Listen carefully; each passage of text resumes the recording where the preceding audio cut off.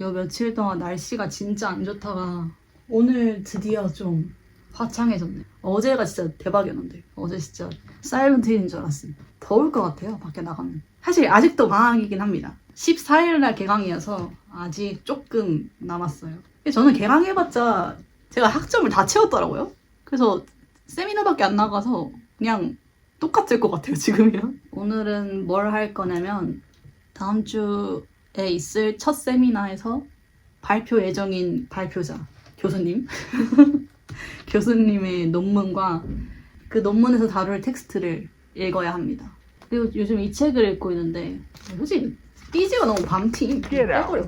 소신발언. 솔직히 이 책이라는 상품에서 띠지의 필요성 있습니까? 띠지만이 할 수 있는 그런 게 있어요? 탈부착해야만 하는 그런 정보라는 게 있나?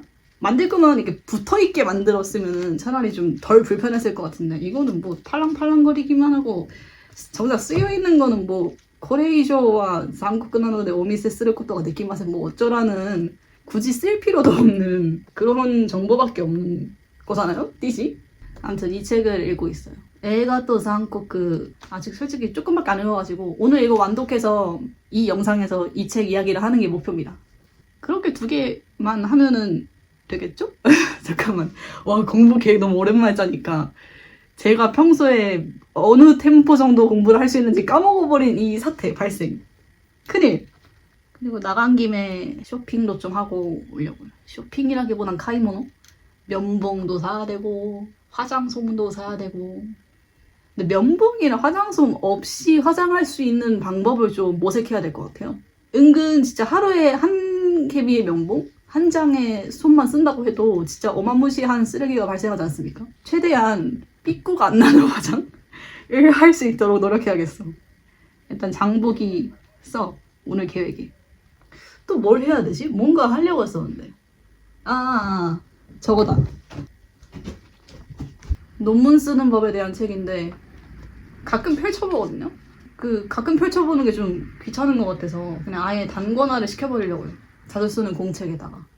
근데 이런 논문 쓰는 법에 대해 알려주는 책들 대부분이 문학 논문에서는 안 쓰일 것 같은 방법이 많이 실려있어. 뭐 통계 내는 법, 도표 제시하는 법, 뭐 이런 것들. 그렇게 생각하면 문학 논문이 진짜 특수한 것 같긴 함. 쓰는 방법도 그렇고 연구 방식도 그렇고 대충 요 정도? 아까 근데 되게 재밌는 영상을 봤어요. 콩벌레를 전문으로 분양하는 가게에 대한 영상을 봤거든요. 콩벌레 귀여워요 여러분? 저는 콩벌레 좀 충격적인 사실인데 저는 다리 많은 거 좀 징그러워하는 스타일. 서사 없는 다리 많은 생명체 있잖아요. 갑자기 우리 집에 나타난 지네 뭐 이런 거. 근데 콩벌레는 다리가 너무 많은 나머지 약간 선으로 보인다 해야 되나? 다리가? 그 전묘법이야 걔 다리가. 전묘법 쉿이야. 그래서 좀 귀여워. 약간 뻘뻘뻘뻘 하는 것 같고. 그리고 콩벌레가 종류가 되게 많대요. 여기 갑각 쪽 있잖아요. 거기가 다 색깔이 다르고 종류별로. 근데 그게 그냥 단순히 색깔만 다른 그 이로치 같은 게 아니고 이로치라는 표현. 아무튼 색깔만 다른 게 아니고 종족 자체가 다른 거래요. 그래서 너무 신기했어. 그리고 콩벌레랑 쥐며느리의 차이를 저 처음 알았어요. 그 영상 보면서. 쥐며느리는 동그랗게 될 수가 없는 거고 콩벌레는 동그랗게 되는 거래요. 저는 이제까지 유아어랑 학술용어의 차이인 줄 알았거든요. 같은 생물인 줄 알았는데 다른 거래. 그렇다는 것은 콩벌레가 학술적인 표현으로서도 쓰이는 말인가요?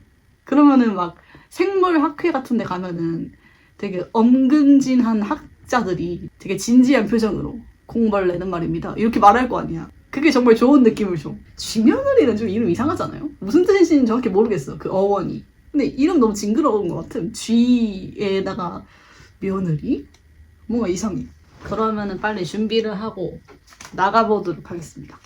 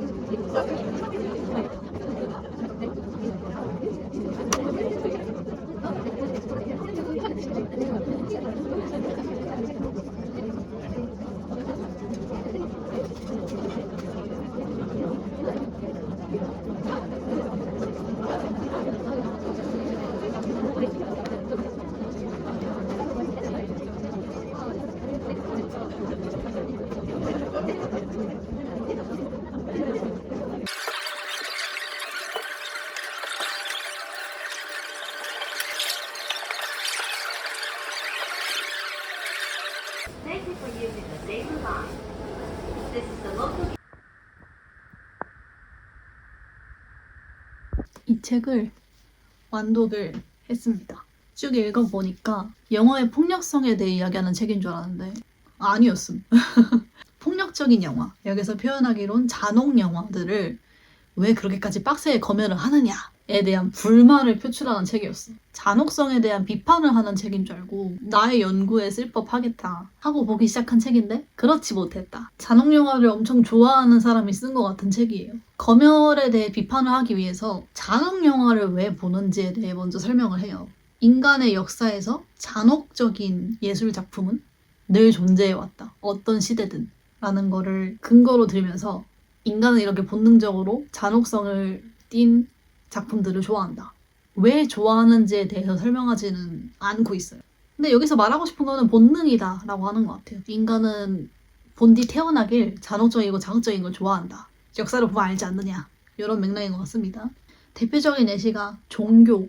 저는 종교가 없어서 성서가 정확히 어떤 내용을 내포하고 있는지 모르는데 신앙심이 없는 사람을 벌하는 경우가 많은 것 같더라고요. 성서 관점에서는 신이 잔혹하다고 볼 수도 있는데 신도 결국에는 인간이 만들어냈다는 관점에서는 인간이 잔혹하다라고 볼 수 있겠죠. 종교적 논리를 보면은 성서가 진리라고 믿는다고 가정한다면 신앙심을 갖고 있지 않은 사람은 무조건 벌을 받기 때문에 종교에서의 잔혹적인 행위가 어쩌면은 도덕적으로 보일 수도 있는 그런 관점이 될 수도 있을 것 같아요.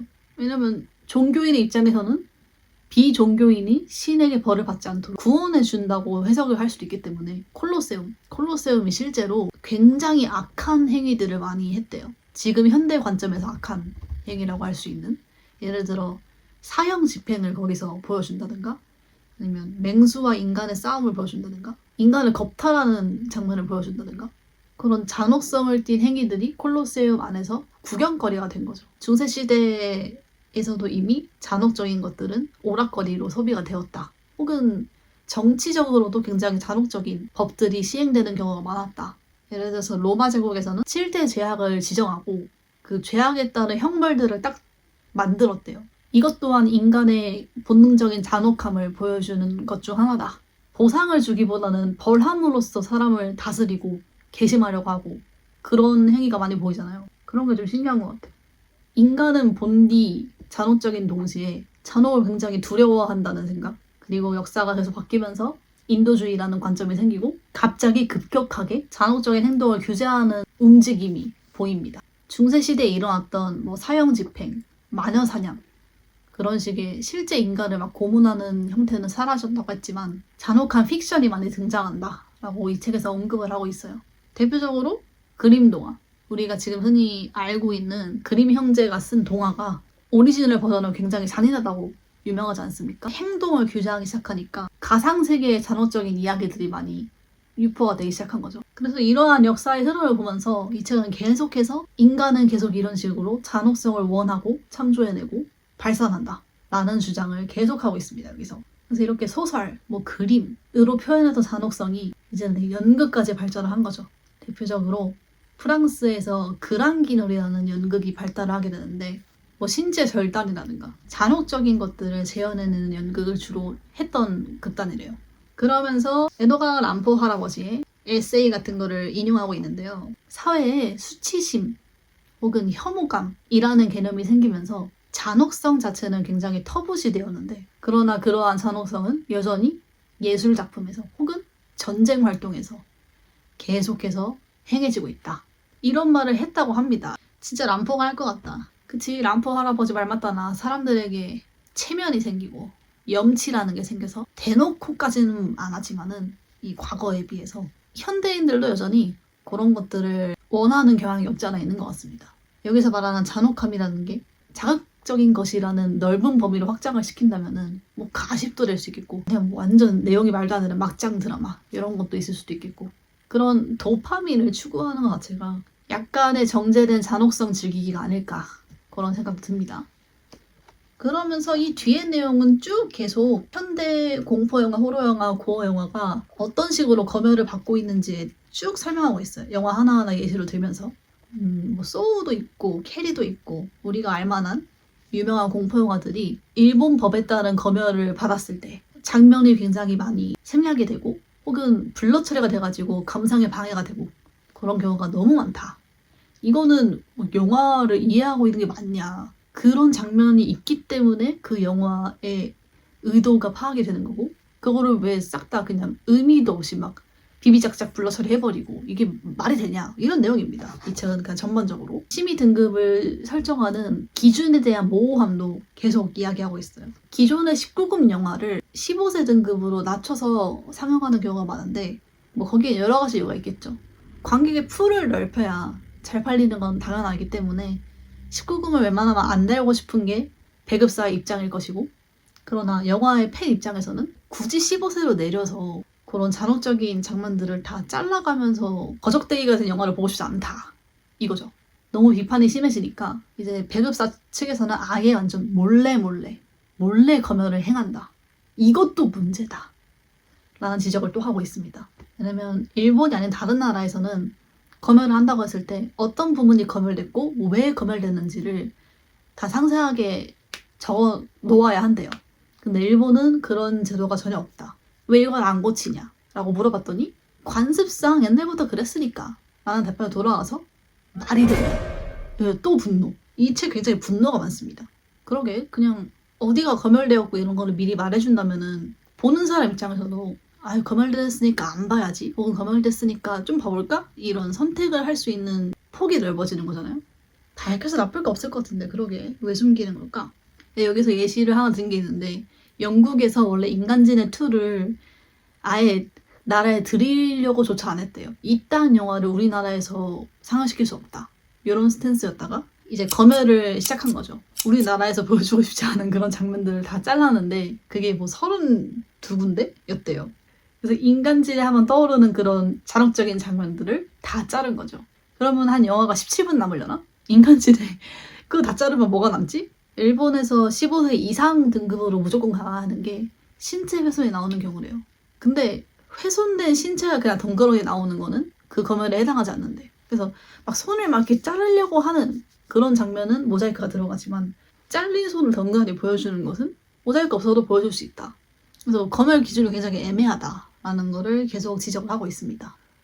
이 검열이 정말 심해지면 발생하는 현상에 대해 설명하기 위해서 영국의 사례를 끌어오고 있습니다. 이런저런 도덕적인 이유, 아이들에게 영향이 좋지 못하다, 뭐 그런 여러 가지 이유를 들면서 잔혹성에 대해 엄청나게 규제를 많이 했었대요. 모럴 패닉이라고 하는데 그 현상을 정치가들도 매스컴들도 잔혹적인 것을 규제해야 합니다. 이 목소리가 굉장히 커지는 바람에 정말 규제가 빡셌는데 그 결과 음지에서 그런 잔혹성을 즐기는 사람들이 엄청 많아졌다고 합니다. 그래서 너무 규제하면 오히려 그 밑에서 다 해버린다 뭐 이런 얘기를 하고 싶은 것 같아요. 이 책에서 억압하면 애먼데서 표출된다 라는 논리는 뭐 다른 데 갖다 붙였을 때 너무 위험한 경우가 많은 것 같아. 예를 들어 뭐 성매매도 그럴 수 있을 거고. 저는 고어영화, 호러영화 좋아하지만 고어 마니아의 즐길 권리에 대해서 생각해본 적이 별로 없는 것 같아요. 아 근데 그거는 좀 그래. 고어 영화는 아니긴 한데 쇼미더머니에서 삐 처리하는 건 좀 짜증나긴 함. 그런 검열은 좀 이상하긴 해.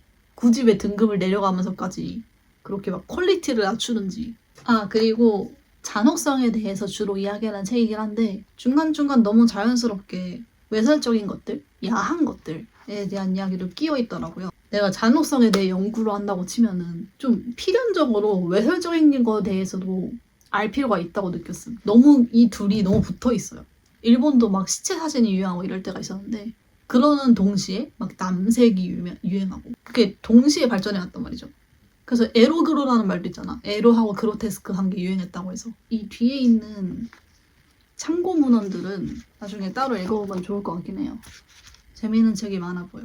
그리고 이 책에 나왔던 키워드들, 아까 말했던 뭐 콜로세움 역사도 그렇고 그랑기뇰이나 비디오네스티나 모럴 패닉 같은 키워드들도 따로 좀 공부를 해보면 재밌을 것 같다는 생각이 들었습니다. 근데 모럴 패닉을 정확히 이해하지 못했어. 제가 이해한 범위는 사회에서 나타나는 청소년들의 폭력성, 아니면 범죄율이 증가하고 이런 것들을 싹 다 잔혹적인 매체 때문이다 라고 별로 인과관계가 없는 것을 연결 지음으로써 사람들에게 불안감을 조성하는 행위가 모럴 패닉이라고 이해했거든요.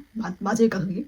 그런 거 아닐까? 한국에서도 그거 심했잖아요. 게임의 폭력성에 대해 되게 이야기하면서 게임 자체가 나쁜 거다라고 규정했던 그 과거의 발언들이 있었지 않습니까? 그런 것들이 모럴 패닉이라고 하는 걸까?